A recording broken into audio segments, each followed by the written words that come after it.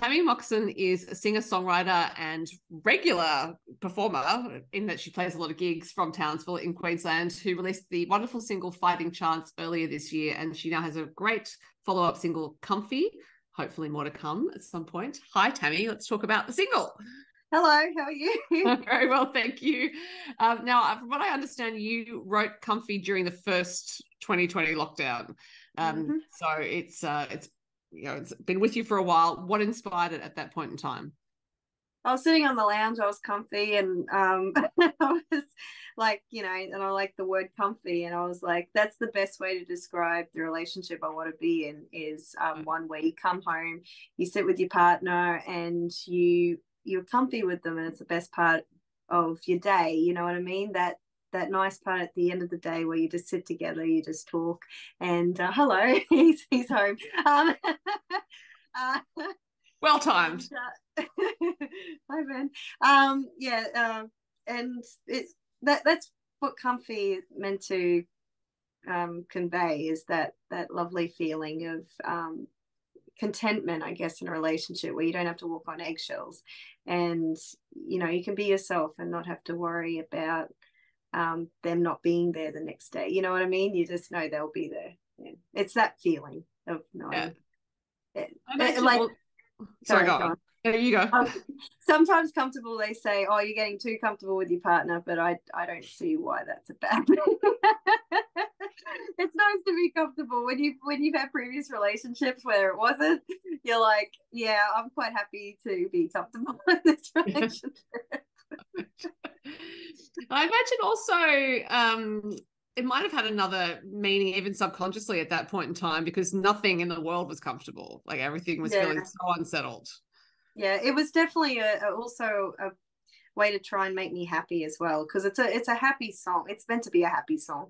It's pretty much like the dawning after a dark period in my life. It was, I wanted to express that, and I definitely wanted to feel it at that time.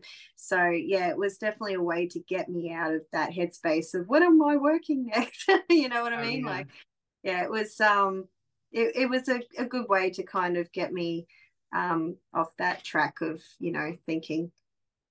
Yeah. So, and we should point out, you are a working musician. You are now. You were when the pandemic happened. So for you, it was actually all work drying up. It wasn't just something you were doing on the occasional weekend.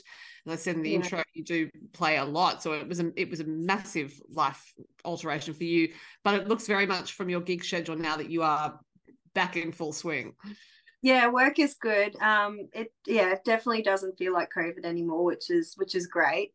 And people, it's funny how COVID happened, like afterwards when gigs were coming back, people became more appreciative of the music, and it's very interesting seeing the change.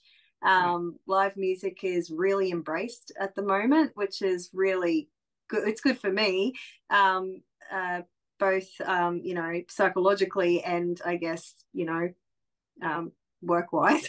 Yeah. So it's really great that people are embracing it, because we know what we lost, and I guess sometimes we need that reminder that when it's taken away from us, maybe we do enjoy it. And it's funny because like the weekend before they did the shutdown, I was working. I was taking any gig I could get, because I just enjoyed the work, and also I wanted to save for things, so I was taking every gig I could get, and I was starting to really push myself a bit too hard, and I ended up passing out at a gig.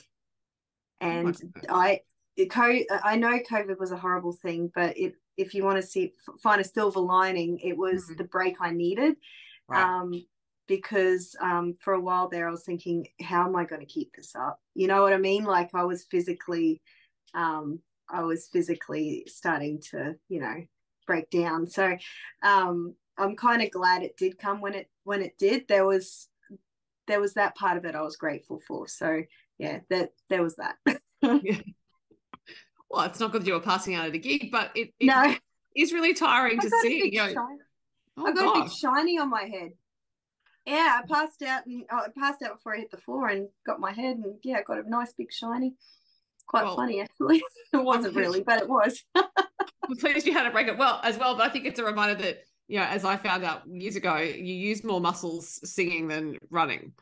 So it is very physical activity. Very physical. It is a physical thing. And you know, people say, well, it's not work, but you know, there is work to it, and I love it, don't get me wrong, but yeah, physically you got to give yourself a break every now and then, because it does, yeah, you pass out. Yeah. And I think it's work when you're doing it well, you know, like that's it, when you're making it look easy, that's when there is a lot of work behind it. Well, yeah, well, I hope it looks easy. Like, I hope when people watch me sing, I hope they think it's easy. But the thing is, the good outweighs the bad, like tenfold. Like it's good. There is bad to it, but there is a lot of good, and it makes me happy. And I'm not the best at it, but it's the best thing I know how to do. Does that make sense? Yeah. And I've, like, during COVID, I was doing other jobs just to, you know, get by. Like, I had JobKeeper, but, you know, there were other jobs just to, you know, and also to stop me from being bored, because I was, you know, bored out of my brain. There's only so much cleaning you can do. And I realized I sucked at other jobs. I was terrible. Like, take me back to singing, please. It made me appreciate singing. It made me appreciate that I did enjoy singing, and I, you know, I wanted to get back into it again. So I'm grateful for that break, that, you know, I had that opportunity to have that epiphany. Well, the last time we spoke, you mentioned, or I asked you how many songs were in your live repertoire, and you thought about 800, but said you were hoping to get to 1,000. So how are you going with adding songs to the repertoire? I've been lazy. I've been focusing on releasing these singles. I've probably added 5 songs since then. Well, that's shocking. Shocking. I'm nowhere near 1,000. But yeah, maybe we'll see. Probably this time next year I'll be 1,000. It's creeping up slowly.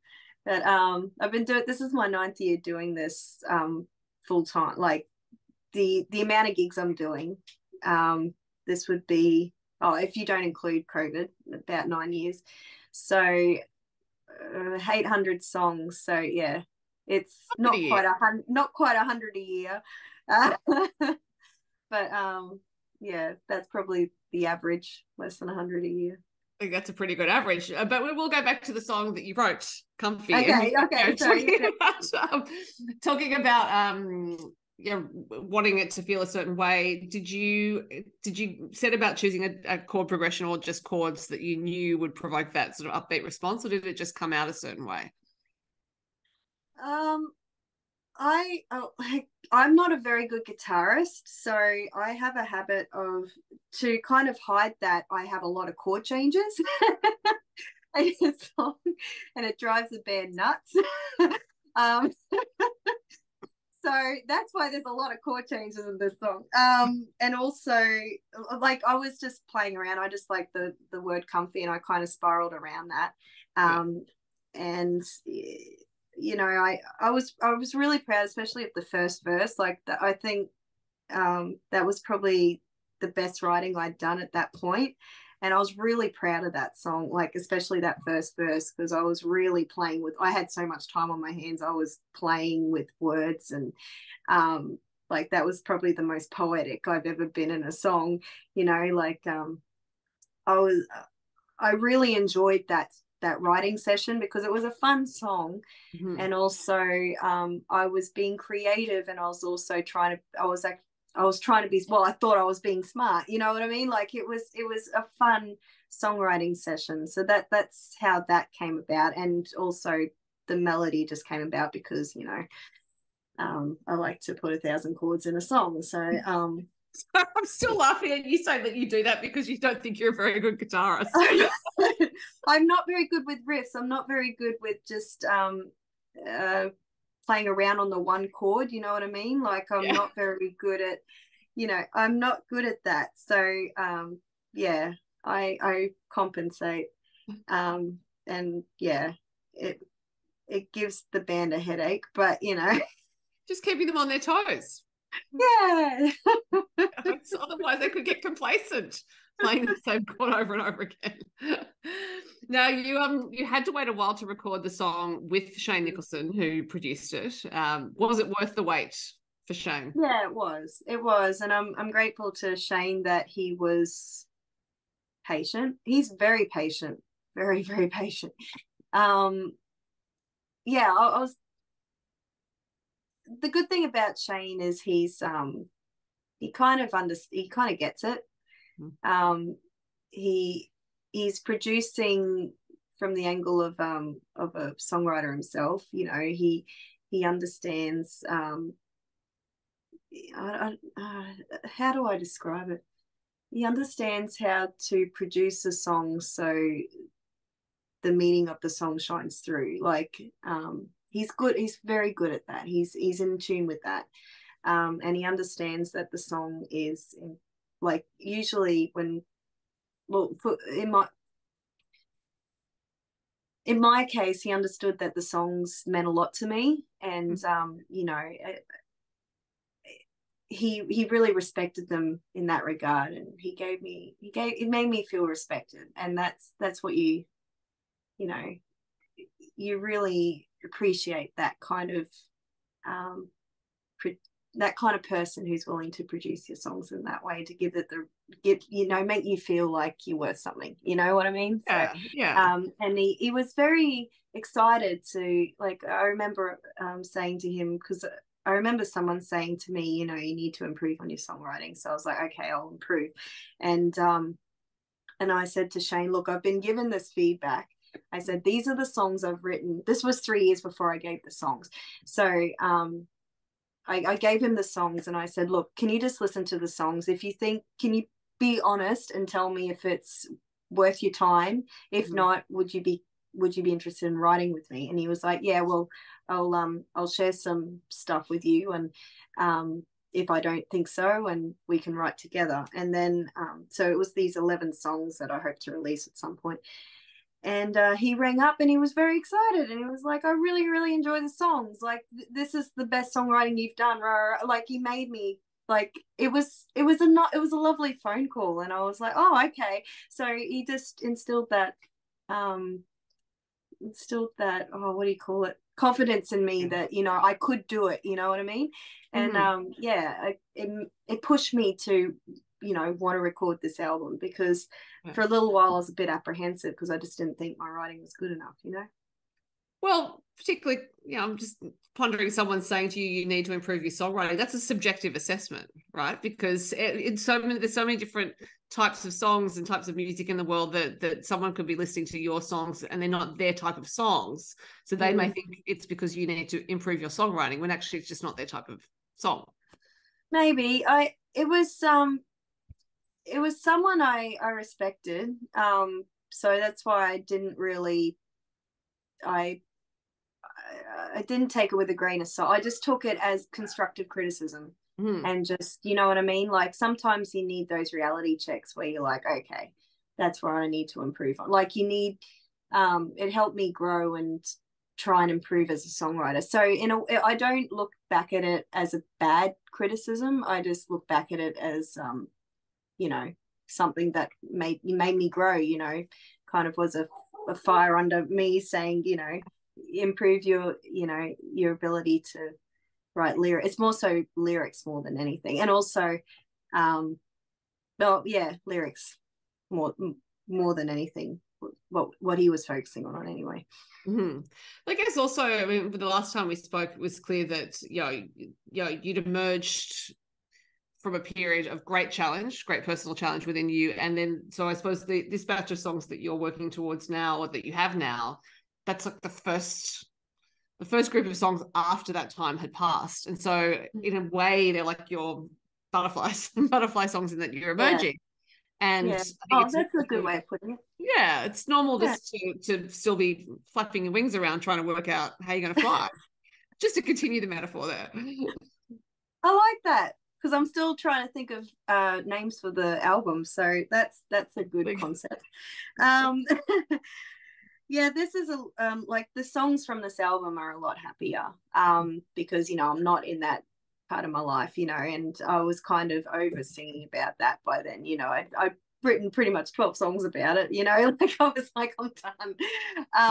And yeah, I was also in that, you know, the lockdown, sorry. So, you know, I just needed something to pass the time and to, you know, lift my spirits. Because initially, like, I say it's, you know, it was a silver lining, but at the time it was a stressful situation, you know, like you're thinking, do I need to enroll in a course? Like, do I need to find another vocation? Like, you know, you don't know what's going on. So it was a way to kind of get me out of that mindset. So I forgot what the question was. Oh no, I think I was just saying, just more a comment that, you know, it's okay. Yeah, it's okay if this batch of songs is you finding your feet in a different way, because the last batch of songs formed that was representative of a certain part of your life that's now done. Yeah. And this new batch of songs is a different part of your life. Yeah, it's a hopeful. It's a hopeful album. I see it as a hopeful album. Like even Fighting Chance, like you know, it's about, you know, trying to get along, but it's still hopeful. Like I think there's even a song on the album called Hope. Like, so it's a very hopeful album. Maybe that's the name of the album. Who knows? Yeah, it's. I hope people perceive it that way, because I definitely see it that way. Well, Comfy is certainly a very upbeat song, and I do think we are as collectively still in the mood to be uplifted. It's not something that's just like, okay, everything's fine now. Yeah, there is a need for collective enthusiasm and excitement. Now, given the time lag between you writing and recording with Shane, did you tinker with the songs you had written? Did you think, all right, well, I've got all this time? I was tinkering in the recording studio. All right. Like I was talking to Shane and being like, do you think it should be this or this? Like it was, I'm always tinkering. Yeah. And even afterwards I'm tinkering. Like yeah, like the Drive Me Sane album and the Fall in Time album, you know, I've rewritten a couple of them songs just because, you know, I don't know, it just sounds better a different way. But yeah, I'm always tinkering. I don't think I've ever felt, oh yeah, I do feel songs are done, but I hate when I record before I feel like they're done. But because you have a deadline, you kind of just yeah, you just let it go. You know what I mean? Like and then you're like, oh, you know, what if? And then you do it anyway, even afterwards. So yeah, I'm always tinkering with songs. There's only a few where I felt like, okay, that's done, I'm good, you know. Yeah, but I suppose that is the advantage of performing live a lot, is that you can rewrite the songs that are already recorded and then have the new versions existing for the audience. Yeah, sometimes people do sing along at my gigs, which is great. And then I'm like, oh, okay, I'll sing the original lyrics from the recording, just so so I don't so we're, you know, in sync. But yeah, it depends on the crowd. yeah, right.